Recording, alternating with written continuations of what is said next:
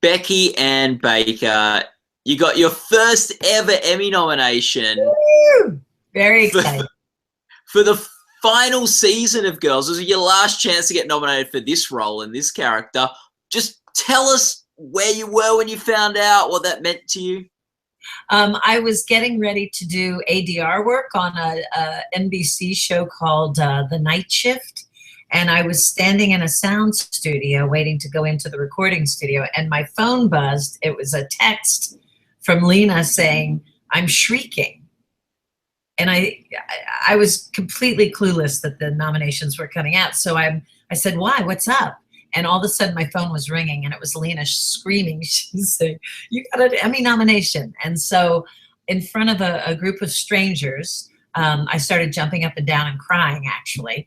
And then the sound engineer came out, and he had been nominated last year for Stranger Things. So he went out online and found out he was nominated as well. So now we were both jumping up and down. It was pretty great. Oh, that's really exciting. When Lena let you know that she was shrieking and you picked up the phone, she was screaming, what did you think was happening? You know, I have to say, I knew that nominations were coming out in the next week or two, but I didn't actually know the day. So for just a second, I have to say that air was just kicked out from under me, and I thought, I mean, what else would she be talking about, you know, to me? So I had a suspicion, but I didn't know until she called. And what does it mean to you to get nominated for that role, especially a role that you've played since the first season of the show? So 6 years you've been playing this character.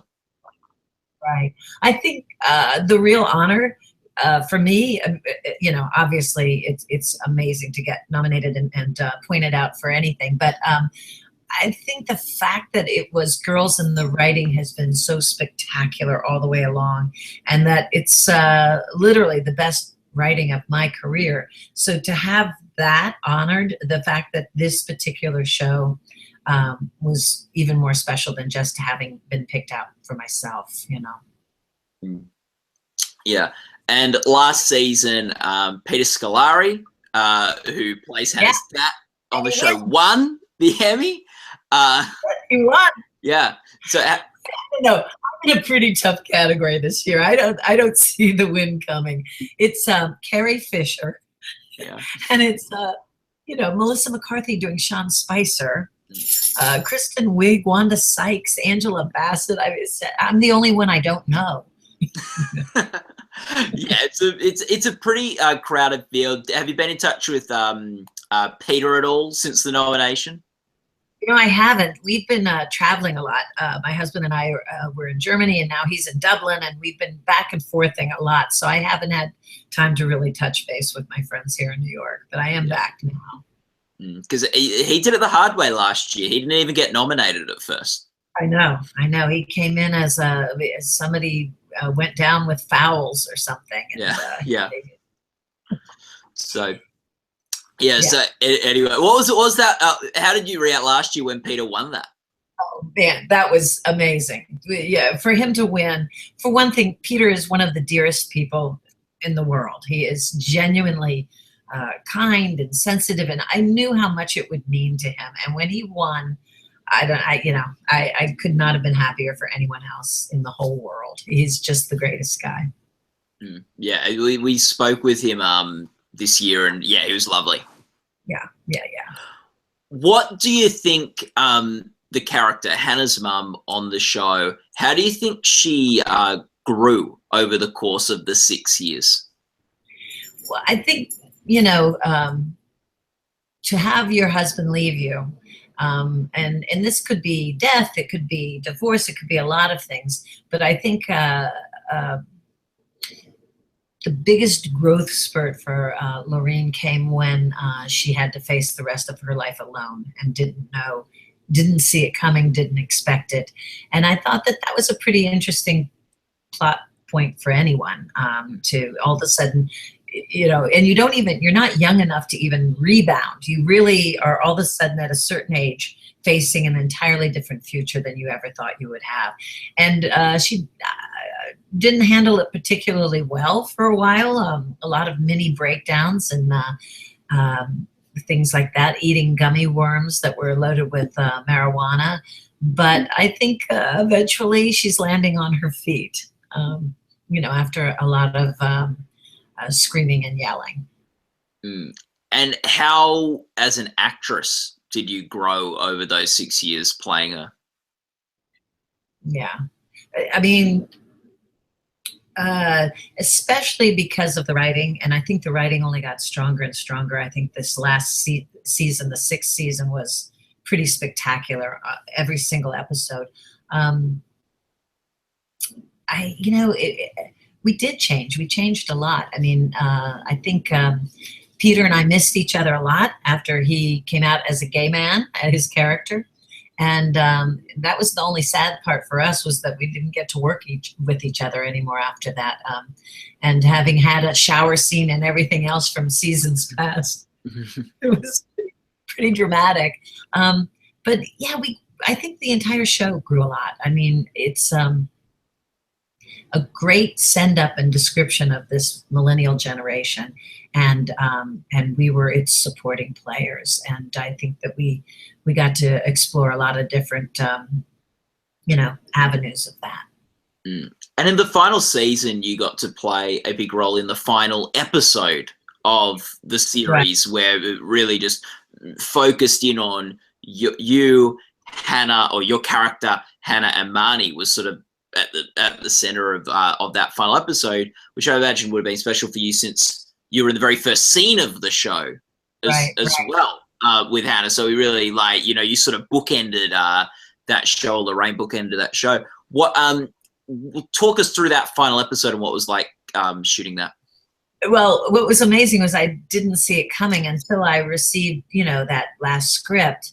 And it was sent to me, and I read it, and I was like kind of, shrieking to my husband, "You're not going to believe this episode."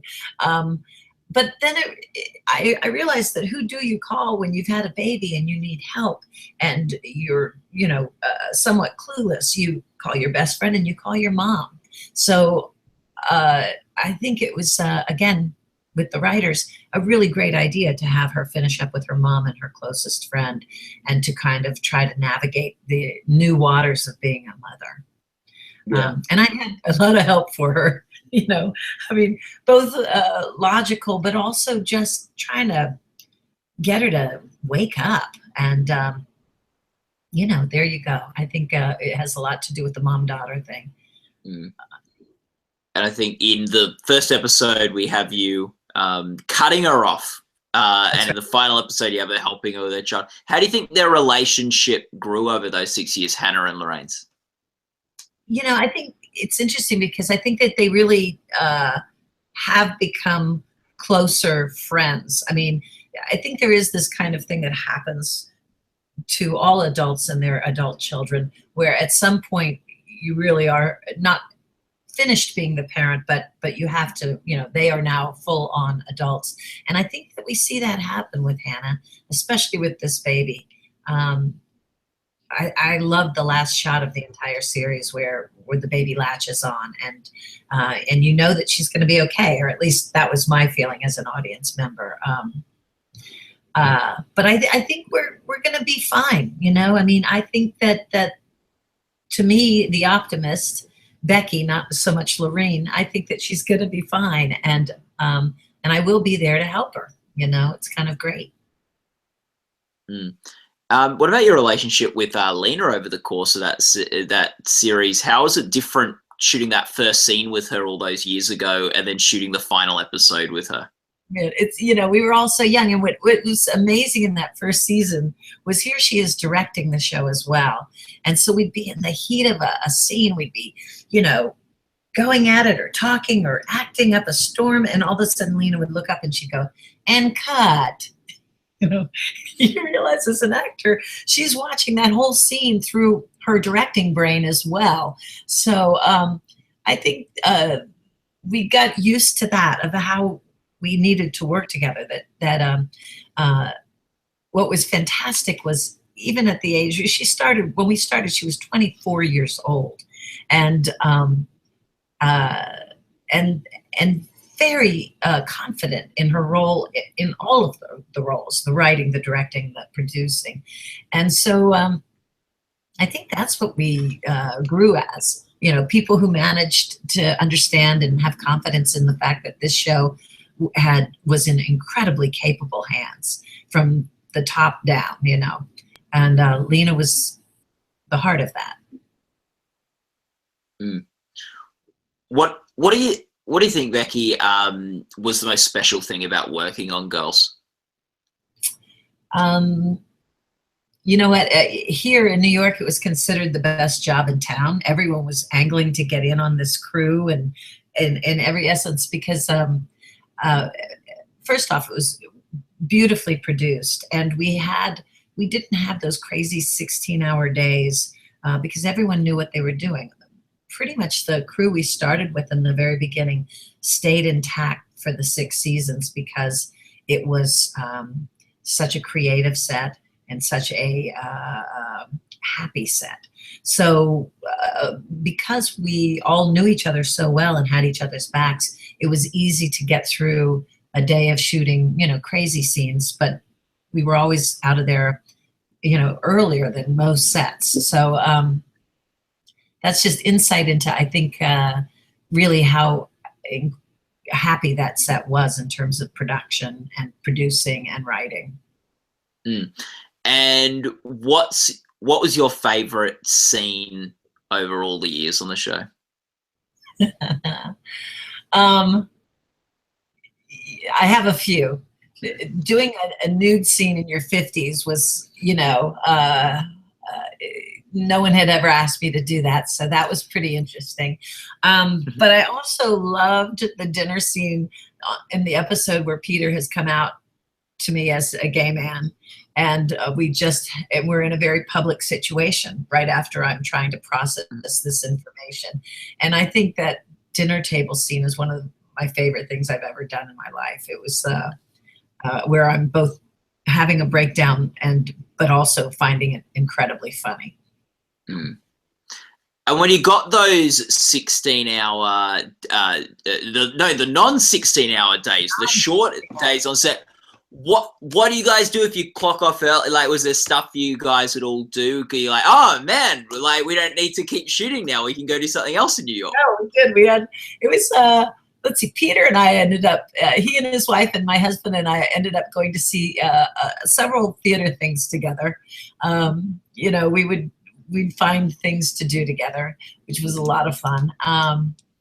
But yeah, no, it just makes for a better life. I think Sidney Lumet, who always said he wanted his crew finished by 6 p.m. because he wanted them to have dinner with their families. And that was his work ethic. And so no one ever spoke of that on our set, but it was just when you have a happier set that way and things are getting done and not being drawn out in a kind of like incompetent way, everybody's happy, you know? Yeah, so particular being run by Lena, like, especially when she's 24, 25, she's probably not saying, we need to get home to our families. No, you're right. You're right. That was not her thought. But it just kind of turned out that, you know, we would do it and everybody'd be happy and we've got what we need. Okay, we're moving on. So that was just, you know, good luck. Yeah. After the 6 years on the show, do you think you got everything you need out of it and you're happy to move on? You know, that's a show I could have done for a lot longer. In the meantime, yeah, you know, I'm ready to keep going. Yeah. How similar or different are you to Lorraine? Oh gosh, I'm probably more similar than I think I am. I think often what happens when you're doing a longer season, you know, multi-seasons on a show, is that they start writing toward you and they see who you are and start writing toward that. And I think a little bit of that happens with this. I tend to say things in a very abrupt way, the way Lorraine does, but then there's also a lot that, you know, that is different as well. So I think it was just a nice mixture. Did you have a favorite girls moment that you weren't in? So like a scene that when watching the show you just loved, or maybe from reading on the script or something else like that? Well, many, but this last season, I especially, I thought the episode between Lena and Matthew Rees was some of the best television I've ever seen in my life. It was just the two of them, and he was a very well-known author. And I have told my daughter and her friends that they have to watch it because it so well articulates how young women are manipulated by not just famous men, but certainly in this case it was. It was beautiful. It was a brilliant episode. So yeah, there's a lot over the seasons. There's been so much that I thought was fascinating, including different kinds of sexual positions, which I never knew existed, that I learned from the show. Like, no idea some of those things could happen. It's a sweeping like education, girls, like from like the serious to the like, you know, very profound issues about sort of the place of gender today to just different sex positions and New York City nightlife scene for 20-somethings. Yeah. And the music scene. There were so many things that were so hilarious. What do you think the show's legacy is going to be? I think one of the most amazing things that came from it is women in their body image and how women are seen today. I think Lena's bravery and has changed. I think we're seeing a lot of actors that weren't getting particular roles, getting roles now. And I think the discussion of body image and what bodies belong on television and which ones don't has become you know, it's just more manageable now.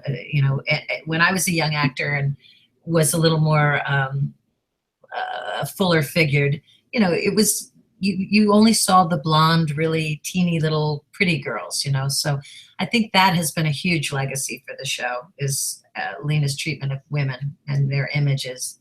But yeah, I think it was just also working with the idea of who the millennials are and their, you know, gestation period being a little longer in maturity than maybe we're used to. I thought that was really well handled. Do you think it was a good show for building like empathy towards millennials, or for fueling frustrations about millennials? I think it's a little of both. I know my husband would watch it and he would get so worried for them. You know, he said, you know, he was causing indigestion because he was just terrified for these young women because he had a daughter that was a similar age. And, but yeah, the frustration level is incredible, which is why I think 6 seasons perfect. Yes. What did you think? Now, you said before it's a very competitive field that you'll be competing against for the Emmys. A lot of big names, a lot of big heavy hitters in television acting. What would it mean to you to win? And will you be writing a speech just in case? You know, well, what's nice about the guest actress in a comedy series is that it is given the week before along with the tech Emmys. And then if you win, you present on the televised Emmys. So you have a kind of heads up. Will I be writing a speech? No, I don't see that in my future. You know, I just can't imagine. I am definitely the last of that list. It's just a shocking list, you know. Last year, Peter was the last of that list initially, and then it changed. That is true. Yeah. I know. Yeah. Well, just have in your mind one or two people you want to thank, because at those creative arts Emmys, they're really, the amount of time you have to thank people is quite short. Exactly. So, and I think the words Lena Dunham, you know, That's the thank you. You know, our writer, our producer, our director, and our star is the same person. It's good. She's helping you guys out with thank you speeches, isn't she? You're giving you less people to have to thank. Been very short. Yeah. Yeah. And it's good. And what did you feel? What was like in terms of what she brought to the show? But how did she, as a director, as a producer, just as the showrunner and creator, how did she sort of invest in you as an actress, and how did that sort of relationship help you with your performance in the show?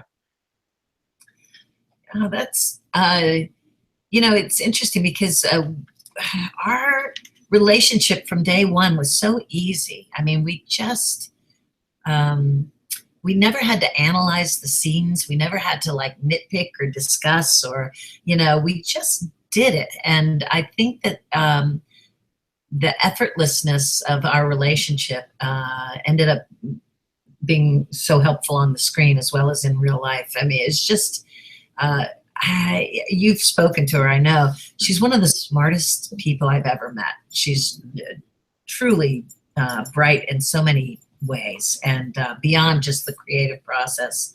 So yeah, I can't say enough about her. It was, I hope that we do many, many more things in our future. Well, thank you so much for talking with us today, Becky. All the best with the Emmy Awards. You know, stranger things have happened, and it'd be really exciting. You're the last female actress that can win for girls. That's true. That's true. Wow, they all should have won something along the way.